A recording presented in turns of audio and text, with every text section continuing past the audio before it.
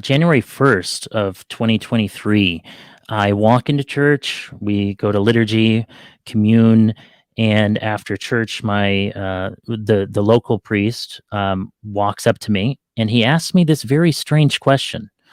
Now, some background here. He and I had a disagreement about Peter Heers, Hmm. this priest. And I can't remember what all I put in the article. I tried to be as straightforward as possible, and it's a really long article. So I was like, Yeah. man, we had a disagreement about Peter Heers, and of course the question that everyone asks about Father Peter is, "Who's your bishop?" So Hmm. the priest walks up to me after church, and he says, "Who's your bishop?" And I was very confused. It's like, "What do you mean, who's my bishop?" It's just whoever is the bishop of the parish I go to. Like, I'm not directly, um, at this point in my life, I'm not directly under any given bishop outside of the parish I go to. Hmm. And he just continued to ask. And I was so confused. And then he turned around and he prayed for the meal. And I was sort of shell shocked by this. I was totally caught off guard.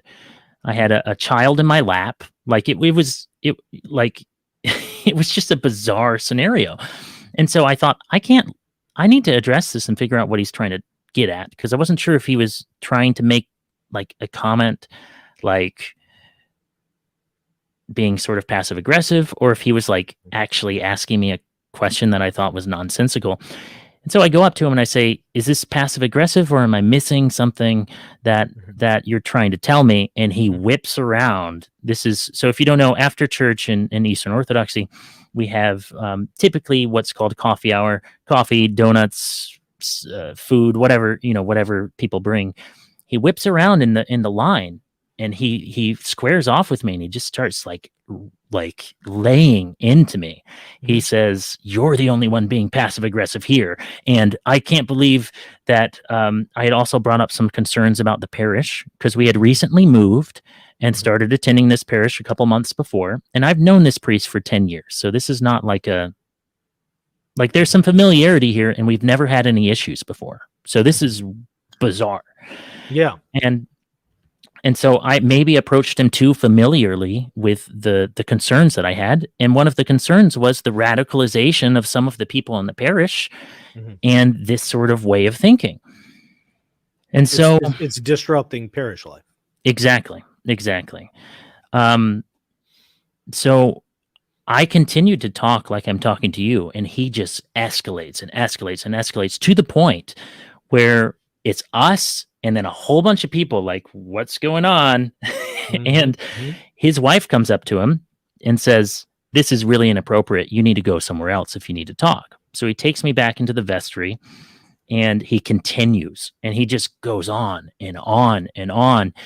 And at this point, Oddly enough, this is sounding so familiar because I've had some similar experiences with have you? Catholic You have. Oh my priests like this. goodness. So this isn't picking on the Orthodox. I mean, you're Orthodox, but I can Yeah. tell you, I've had similar experiences with Mm, Catholic priests. Not all of them. There's some great Catholic priests out yeah. there, and there's also some great Orthodox priests. That's true. But this is a human problem. This is It's a a human sin problem. problem. You're going to find this with any communion. Yeah. Yes. Yeah, so no matter where you go, you're gonna find pockets of this stuff. I was just surprised because of the relationship that we had before Yeah. this, and it gets to a point where I'm talking as level as I am now, still Mhm. the entire time. I honestly feel very proud about myself for Yeah. doing that, because that's not an easy thing to do. And Sure. I'm not trying to toot my own horn. What I am saying is the amount of stress that my body was undergoing.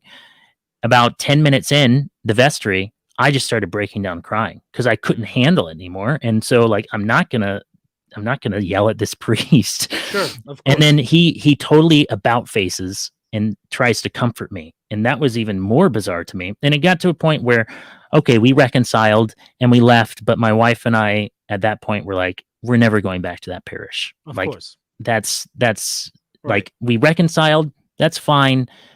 That was really hurtful, and all the other concerns that we had that weren't taken seriously. It's like, okay, yeah, we're not going back to that church. Sure. So that's what happened with that. Very, very understandable and in many ways very similar to some of the experiences, like I said, I've had in Catholicism. So